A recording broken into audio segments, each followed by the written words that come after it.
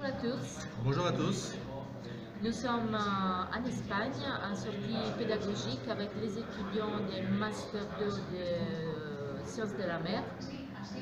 Et nous avons réalisé quelques séquences vidéo pour illustrer notre projet commun sur ce mois.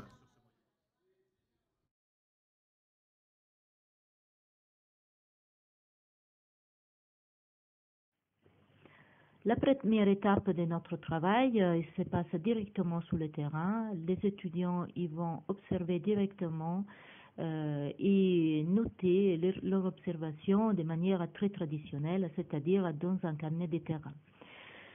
L'objectif, c'est de identifier des objets géologiques, mais aussi d'identifier, d'apprendre quels sont les processus hydrodynamiques qui sont à l'origine de ces objets.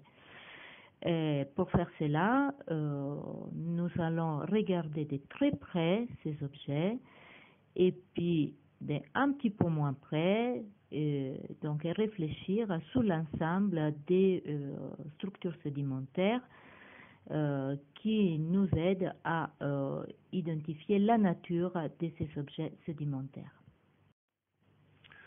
Le deuxième objectif est d'utiliser les résultats de ce premier travail de terrain, de ces premières observations naturalistes, en passant de ces observations vers un logiciel numérique que l'on appelle un SIG, Système d'information géographique.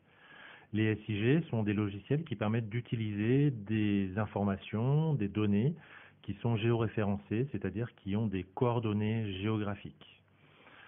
Le travail des étudiants est donc, à l'aide de GPS, d'obtenir la localisation précise des endroits où l'on fait nos observations, puis de retranscrire toute la partie cartographique des différentes roches que l'on peut observer sur une carte qui elle-même est géoréférencée, afin d'avoir une sorte de carte analogique que l'on peut compléter à tout moment dans le futur. Nous croyons que cette approche est indispensable pour rendre les cours, la pédagogie plus efficace. Tout en ayant à l'esprit une stratégie de transversalité en couplant deux modules du premier semestre des M2 Sciences de la mer.